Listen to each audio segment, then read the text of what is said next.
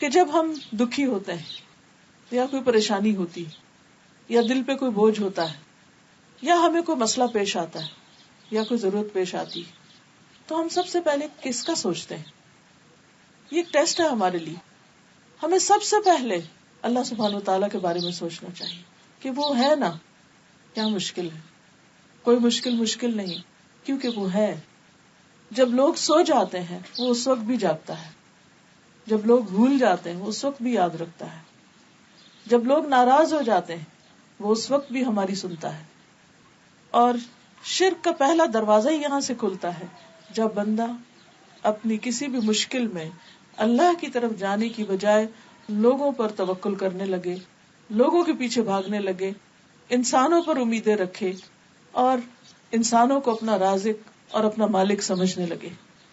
کوئی انسان ایسا نہیں کہ جو ضرورت مند نہ ہو.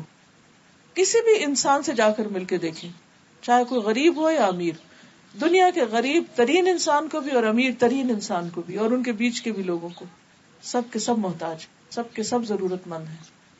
اور سب کی ضروریات صرف ایک رب ہی پوری کر سکتا ہے، کوئی بندہ نہیں کر سکتا.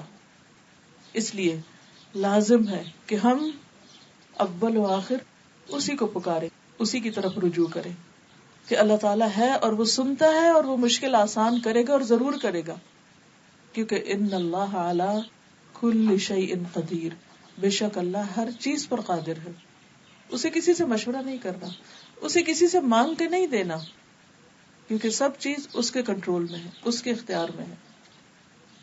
نوح علیہ السلام کے بارے میں قرآن مجید میں آتا ہے سورۃ الصافات 75 وَلَقَدْ نَادَانَا نُوحٌ وَلَنِعْمَ الْمُجِيبُونَ، اور البتہ تحقیق نوح علیہ السلام نے ہمیں پکارا تھا جب لوگوں نے انہیں انتہائی تنگ کر دیا اور ان کی بات مان کر نہیں دیتے تھے تو اس مشکل میں انہوں نے ہمیں پکارا تھا.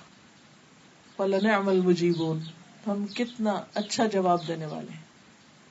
اللہ نے ان کی دعا سنی، بہترین طریقے سے سنی، دعا قبول کی اور ان کی مشکل آسان کر دی. مشکل کتنی بھی بڑی ہو، آزمائش کتنی بھی طویل ہو، دکھ اور درد کتنا بھی گہرا کیوں نہ ہو، کسی بھی قسم کا کیوں نہ ہو، کبھی بھی اللہ کی رحمت سے مایوس نہیں ہونا چاہیے، ہمیشہ پر امید رہنا چاہیے. ہمارے لیے مشکل ہوتی ہے، اللہ کے لیے مشکل نہیں. انسانوں کے خزانے ختم ہو جاتے ہیں، اللہ کے ختم نہیں ہوتے.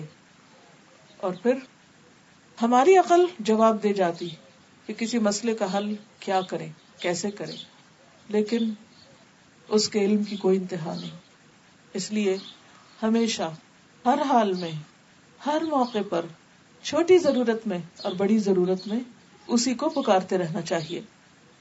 وَاذْكُرْ رَبَّكَ فِي نَفْسِكَ، بندوں کو پکارنے کے لیے تو اونچی آواز میں بولنا پڑتا ہے، چیخنا چلانا پڑتا ہے، لیکن اس کو دل میں تضرعا وخیفتاً، عاجزی اور زاری کے ساتھ، گڑ گڑا کے، چپ کے ودون الجہر من القول، اور آہستہ آہستہ زیر لب باتیں کرتے کرتے، بالغدو والآصال، صبح اور شام، ولا تکن من الغافلین، اور غافلین میں سے نہ ہونا. کیونکہ عبادت کا کیا مطلب ہے؟ محبت، اطاعت، عاجزی اور انکساری کے ساتھ اللہ کے آگے جھکنا.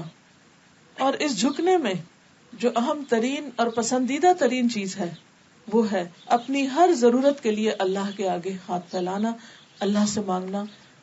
جب بھی کوئی بھی پریشانی زندگی میں ہو، سب سے پہلے اللہ ہی کا خیال دل میں آنا.